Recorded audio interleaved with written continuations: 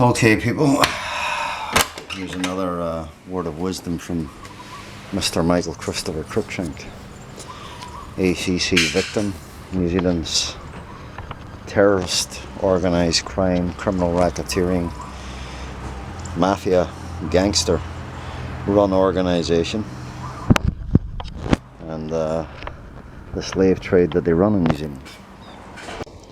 But here's an interesting point. Every point that I've ever made in relation to ACC, the Crown, the government, you've never had one media entity challenge me or interview me in relation to the allegations that I've made. You have police who refuse you the right to be heard, even themselves, when you ask for meetings. Oh, there's no point in having a meeting. These people want you suppressed and oppressed at all times so they can continue to carry out the criminal blackmail that they're actually committing. Now, that in itself should tell everyone, if there's nothing to hide by those in positions of power, then why wouldn't they be allowing this man to be heard? If they've got nothing to hide, if they've got nothing that they're guilty of, why are they so opposed to me being heard, or them challenging me on any of their malicious, criminal, abusive, violent, kidnapping, active war actions, declared active war actions, challenging me on you don't have any rights, we own you, their statements, challenging me on you better watch your back, sunshine, by a Crown lawyer, challenging me on Jan White said she hopes you don't go and get a gun, Beverly Wakeham ombudsman. These are the actions of these people, but I could go through a mountain of them, and no one is arguing any point that I raise. Now, on the other hand, they can make these allegations and there doesn't even have to be any evidence behind them. They don't do any proper investigations. They don't follow policies, procedures, or protocols. They don't even follow the law. They put themselves above the law and they make up their own rules as they go along. When they're carrying out a lynch mob vigilante action, there is no law. All there is everybody ganging up on a victim becoming a lynch mob. It's as simple as that. And when it doesn't turn out the way they want it to turn out, they literally shut up shop and then they hide behind this phrase of ACC can't contract out of legislation, even though you've got an agreement that was already contracting out of legislation. And now they're trying to do away with their agreement in relation to giving me my life back and out of their criminal controls, and admitting that they can never be involved in the management of my claim again. No one is challenging ACC or the government or the Crown or anybody else, which proves that the New Zealand media are not a media-run organisation, because the crimes that I'm complaining of and the crimes that have been committed in this case are so severe that it would put these creatures behind bars where they belong. So that should tell everyone that this man is being attacked using fear and violence, because fear and violence is the violence being used by those in positions of power. Now, once they have you in that control, you lose all your rights, you lose all credibility, you lose all character, you lose all your reputation. You have no one helping you, you have no one assisting you, you have no one supporting you unless you're spending millions of dollars to fund it all. Which literally proves that New Zealand runs a slave trade, and it runs the biggest organised crime, criminal racketeering run system, and even their justice system is the same in the world. How are you ever supposed to get through all this? They're supposed to, the one law that they're bound by is restoring your life to the best it can be. If they're not giving you medical professionals to sit in front of and discuss your injuries, address your injuries, then they're not running rehabilitation. They're taking the cheapest option for their own benefits. They're trying to get rid of their victims for free, and then when it fails, they're locking them up in a criminally blackmailing, holding to ransom situation controlled by the gangsters themselves. And I am calling the government gangsters because they are. They're mafia bosses and gangsters. They know exactly every crime they're committing in this case. They know they've destroyed 20 years of my life. They know they've done nothing to address rehabilitation. They know they've caused me more injuries on top of the injuries I already have. And they know they've done no investigations into them. So they've got a rehabilitation plan in place that is on the basis of psychosocial, written by ACC themselves, never discussed, never negotiated with me, because I'm not even allowed to negotiate a rehabilitation plan. And unless they explain themselves and what their psychosocial is all about, then we're not getting anywhere. But you have to ask yourself the question, why is a brain injury, or a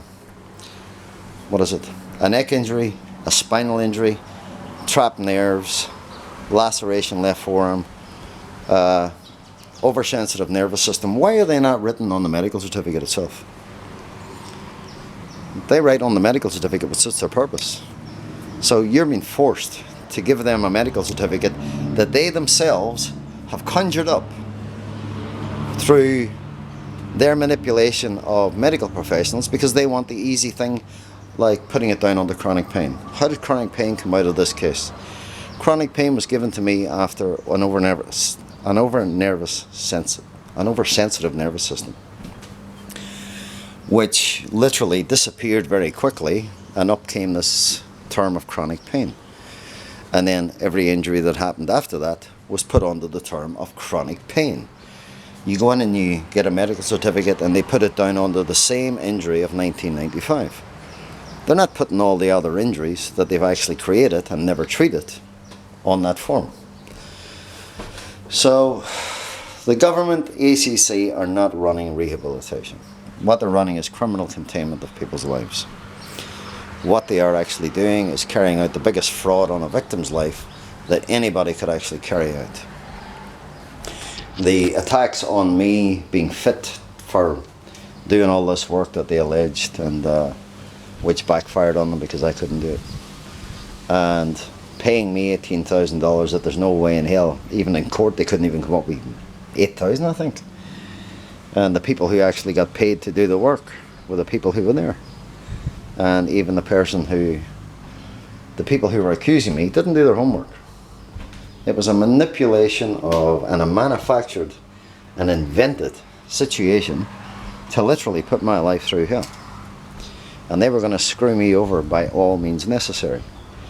Now, when you make a false declaration in someone's name, like Mrs. Cruikshank had left her employment in order to facilitate the level of required care for Mr. Cruikshank, when her tax invoices and all her working career can be proven beyond any reasonable doubt that the form was filled out negligently and fraudulently. Now, why are people so hell-bent on, you couldn't have been criminally prosecuted for that, Michael? What a load of shite. I was criminally prosecuted for signing a medical certificate. Give me a fucking break. The point being that once you are compromised, once something wrong has taken place, whether it benefits you or whether it does not, on the face value, it was benefiting me. On the underside, it was going to put me in jail for 7 years. Now, they can cry foul all they like, and, oh, you couldn't have been criminally prosecuted, this couldn't have happened, that couldn't happen. That is the biggest load of garbage you will ever hear. Why was it left out of a Queen's Counsel investigation report? Well, let's ask the Minister and the Prime Minister's that one for the last,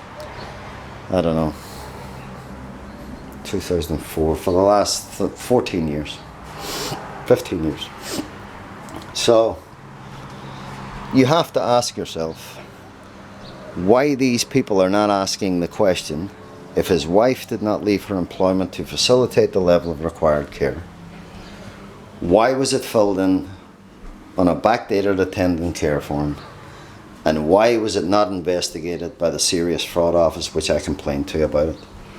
I complained to the ministers, I complained to the prime ministers.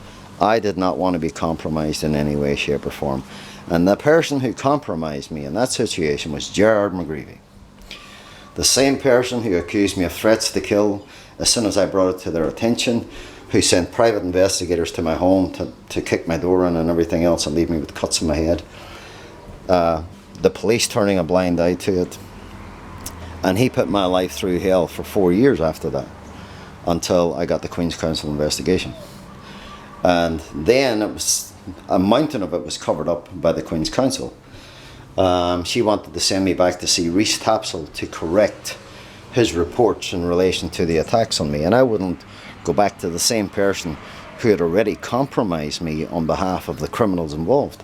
Why would you go back to the same person to give them the opportunity to undo the fucking harm and the damage that they were actually doing and involved in? That's insanity.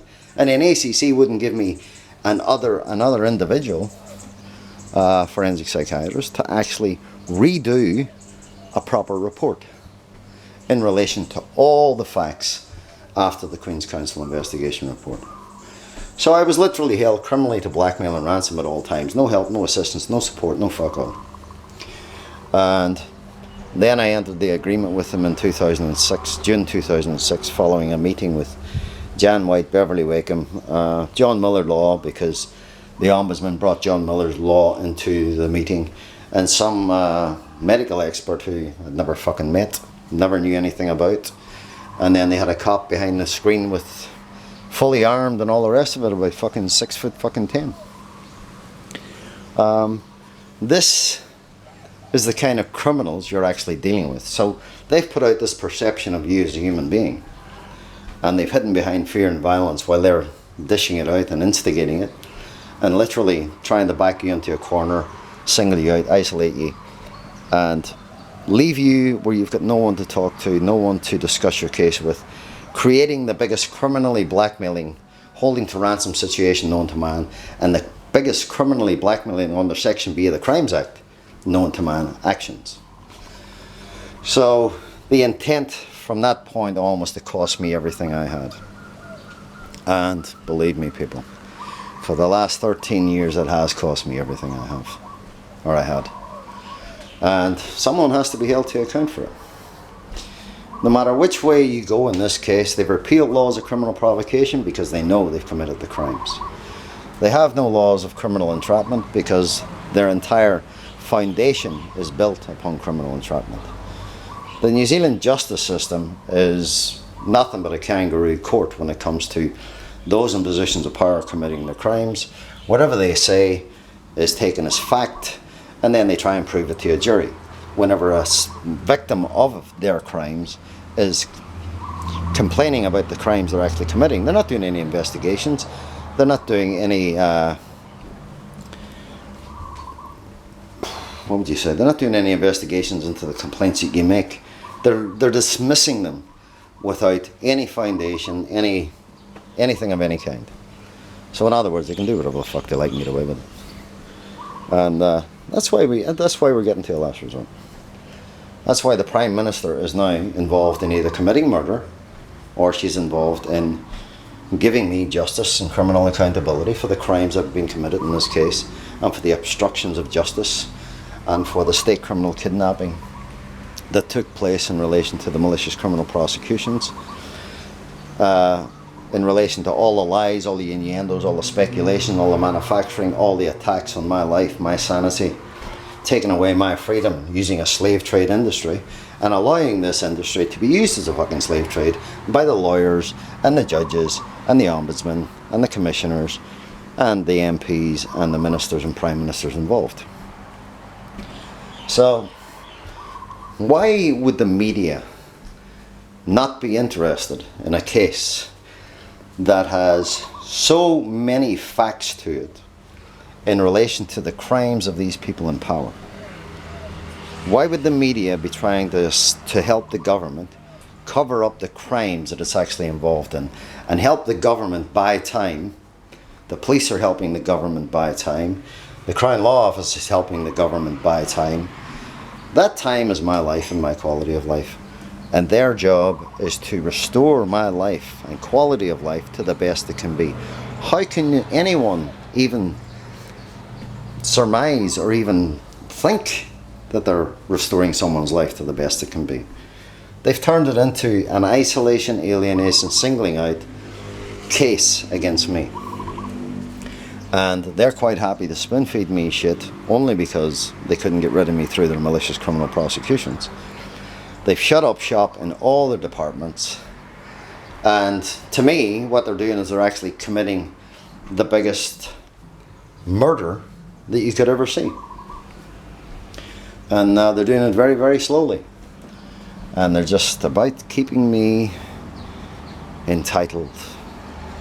You know, it's like, this is criminal ownership of a victim's life by a country, on behalf of a country, and the government does not care how many crimes they commit to enable them to maintain their organised criminal controls over society, because the country's making billions out of it, and they're taking that money out of their victims' pockets. They're not running rehabilitation or medical treatment needs. Their medical professions are an absolute disgrace.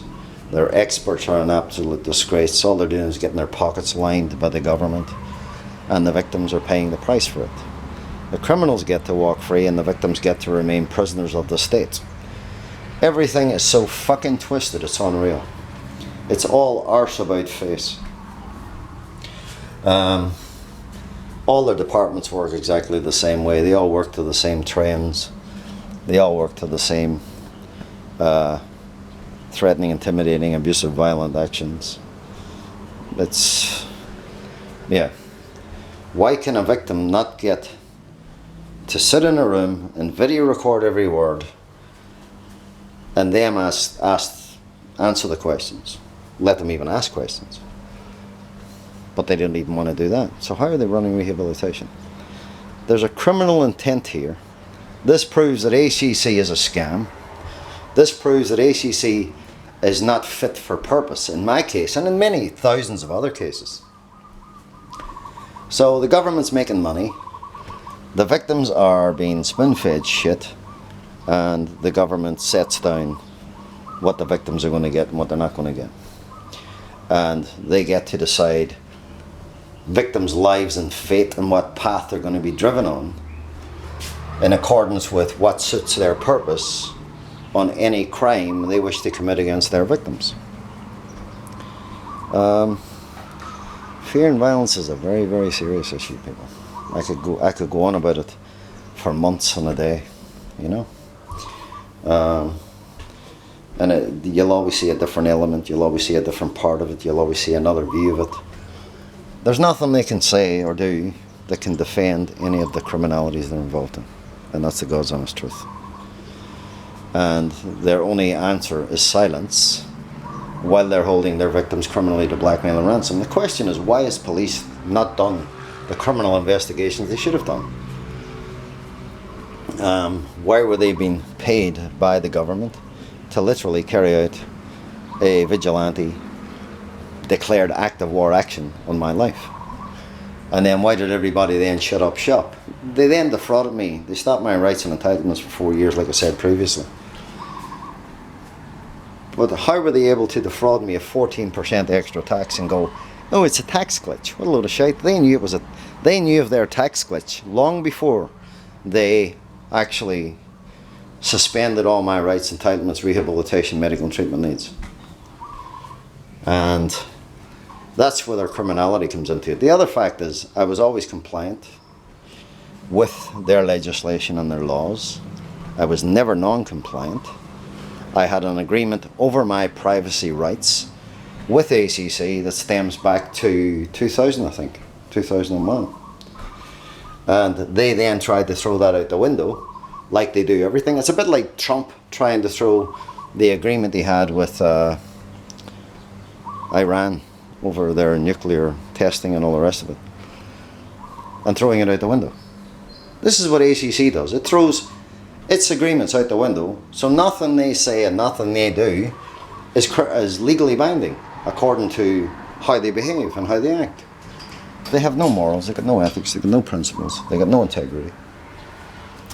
They are a lynch mob on a grand scale. And you can't believe anything they say. They lie, deceive, manipulate, and then they try and say they're not committing any crimes when they actually are committing every crime under the sun. And they're using the powers that they gave themselves to literally carry out their crimes against their victims. So, for the life of me, I just can't fathom how these people are continually getting away with it. And it just means that they're not just doing this to me, they're doing it to thousands of victims. I'm just probably one of the worst cases that they're just going to keep going. But it proves the media in New Zealand are not media. It proves that the government aren't worth a toss, they're not fit for purpose, because they're making up their own rules as they go along. And they'll change the law when it suits their purpose, if the law in any way can find them or hold them criminally to account, or give a victim the right to defend themselves to the maximum extent practicable against their unlawful, illegal, criminally motivated act of war actions. So, like, they changed the laws of criminal provocation because they do more criminal provocations than anybody on this planet. Since I started complaining about them repealing the laws of criminal provocation, since I started complaining about the placing me under siege in my own home, and in the end, I ended up moving out of that house. It was like living in a fucking. It was like living in an earthquake anyway. You know, you're walking in 4.5-inch joists, and you're 3 meters off the ground, and it's like springboards. If one person walks at one end of the house, the whole house just goes up and down like a dog's hind legs. Complaints about that, but they still had about 10 other people living in that house then after it. They did nothing to fix it. They did nothing to rectify it. The house would need knocked down and rebuilt, to be perfectly frank. But they wanted to charge me, what was it, $500 a week for it? Fucking heap of shit. Well, I was being charged a fortune. And everybody was literally ganging up in my case. They involved Housing New Zealand, they involved the medical people, they involved the Privacy Commission, they involved everybody. They involved every one of their departments in my case to continue to carry out this crime of vigilantism and lynch mob mentality. You can see now how people take innocent people's lives and turn them into living hells and then call themselves victims from behind positions of power when they're actually terrorists. And their crimes are being covered up again and again and again and again and again and again. And you're going nowhere because there's no one discussing it, there's no one doing anything. All your medical notes and medical files disappear, like I said before. All your case notes and files get destroyed. And all their criminalities are covered up from behind their positions of power. They take stuff out of transcripts, court transcripts. They even take their own threats out of it, their own intimidation, their own lies. It's beyond belief. I mean, you say you've never seen so much corruption in your entire life in one case. But for anybody to say that this case is any less than a murderous action needs their head examined. Because there's not one person within New Zealand government or anywhere else who is willing to sit down in front of a video camera or even a TV interview and answer my questions. So what does that tell you, people? That tells you that they know they've got a lot of crimes to answer for, and they're trying to hide behind their ACC review and appeal bullshit that is more corrupt than anything you've ever seen. And the people running it are as corrupt as the day is long. They will screw over any victim they so choose. And In my case, I never win reviews. Never. They always find against me, so then it costs me another 6 months or a year or 2 years or 4 years of my life. And they do this every time. And then they keep it going. So there's how your act of war works against an injured victim. There's how fear and violence works by terrorists who are using fear and violence to actually beat their victims up and destroy their victims' entire lives and to take away all the victims' rights. And there's how you end up with a slave trade in a country that declares to the world it runs a democracy. It's a fucking disgrace. And the harm and the damage that it does to your health and well-being, the mental trauma that it does to you, the stress, the frustration, and then the anger that kicks in, that you just get angry with yourself for letting them get away with it. But you couldn't stop them from getting away with it because no one was protecting me or my rights. Not even my advocate. He was fucking me over too. I've been fucked over by everybody involved. And I don't know where it's going to go from here, but it's been driven to last resort. Because as far as I'm concerned, the intention of the New Zealand government is to never have anybody held criminally to account for what they've done in this case until I'm dead and fucking buried. Or I end up fucking putting them on the fucking ground myself. And that'll probably turn out to be the end of me, but that's how life goes. And then they'll call for an inquiry, and then they'll try and cover it all up and say, then you fuck all. And they'll manipulate it, and they'll lie, deceive. There are hundreds of people who have made their fortunes and their careers on my fucking back, at my expense. And that goes for prime ministers and ministers, and commissioners, and ombudsmen, and lawyers, and judges. They've all, even defense lawyer David Hoskin, he made his little foundation for himself by helping to fuck me over. So, if that does not tell you how much they wanted me fucked over, and how many times they threatened my life, believe you me, my life is not safe in New Zealand. My life is not safe in the hands of these terrorists. So, but I'm not afraid of that. Because if it happens, it happens. And but I can tell you right now, every one of these bastards will be behind it if it happens. They're all behind it anyway, trying to drive it down the path of me giving it all up and costing me my life. So there's the bottom line. And as I said before, if you had to watch the 60-minute program on how people lay the foundations, they start with trespass notices. They abuse them. They're attacking you, but they're giving you a trespass notice. You're not allowed to come near our offices. Straight away, there's your slave trade starting.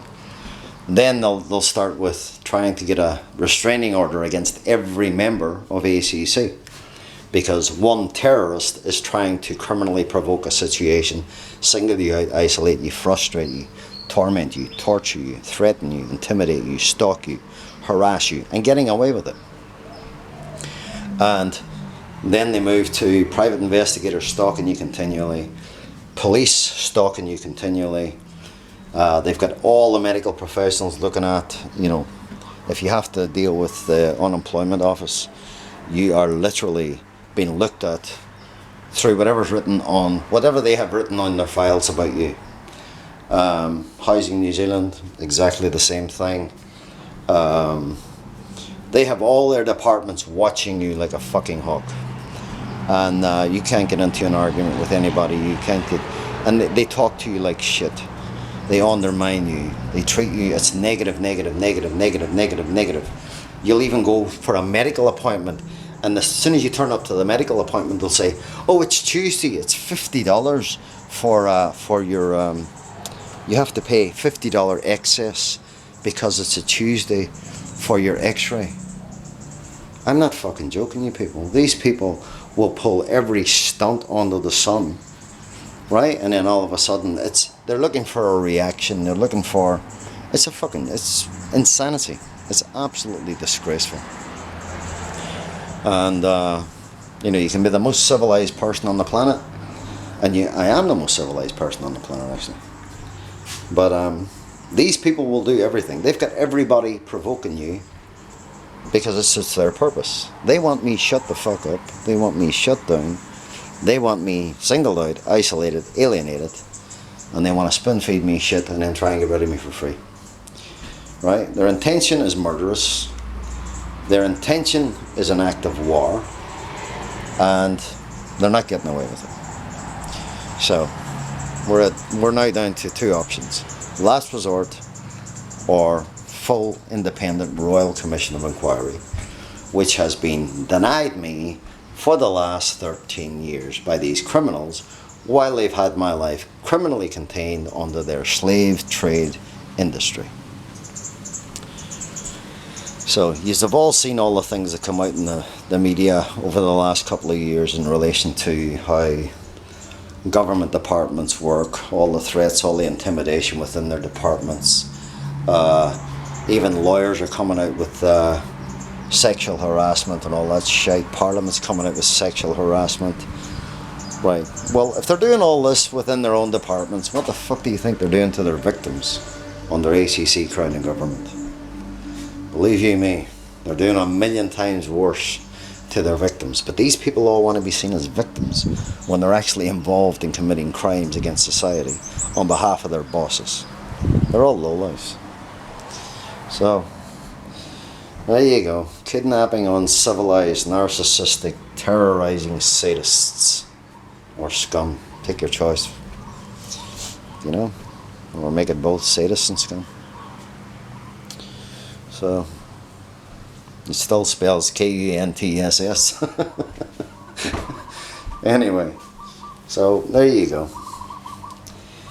I don't know if you can make it any clearer than what's actually taken place, and how many crimes they've actually committed, and how far they're willing to go.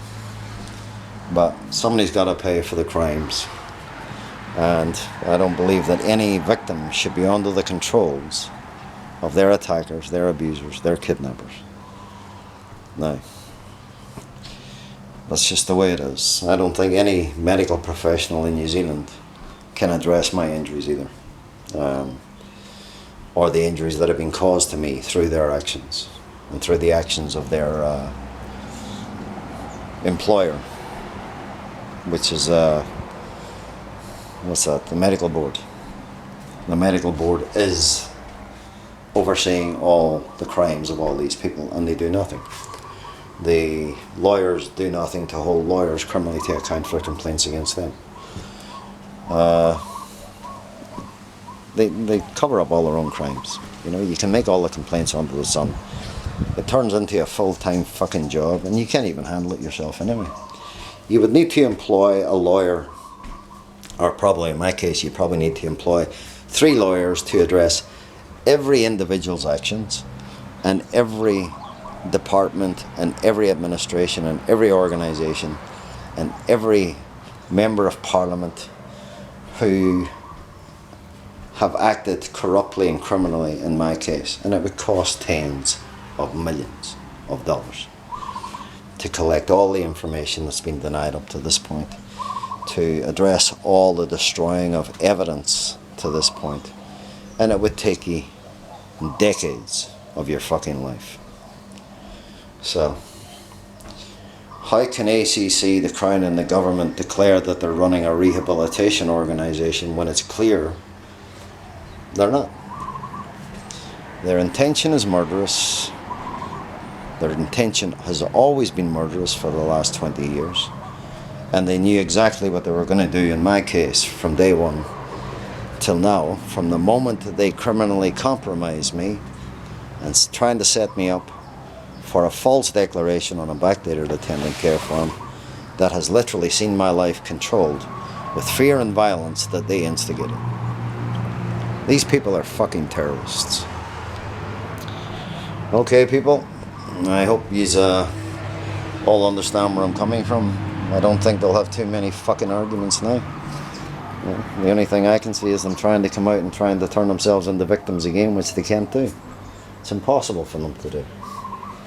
So I don't know. Maybe they'll leave it for me to take the next step, or maybe someone will have a better common sense, logic, and reason, and know that whatever which way it goes, they're all going to be held criminally to account, no matter which fucking way it goes. But if their intent is to fucking murder the victim beforehand, then they're all going to be done for murder, aren't they?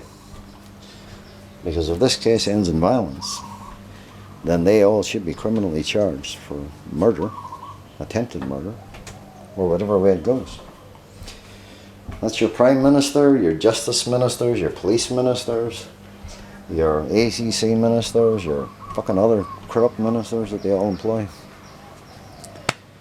Yes, people, you gotta tell it how it is. Call a spade a spade. And don't be afraid to do it, because that's why criminals get away with the crimes that they do, when they frighten people into speaking. But when the government is preventing the victim being heard, then that itself is a criminal act. When the media are trying to oppress the victim on behalf of the government, that's when you're looking at serious criminalities and corruption.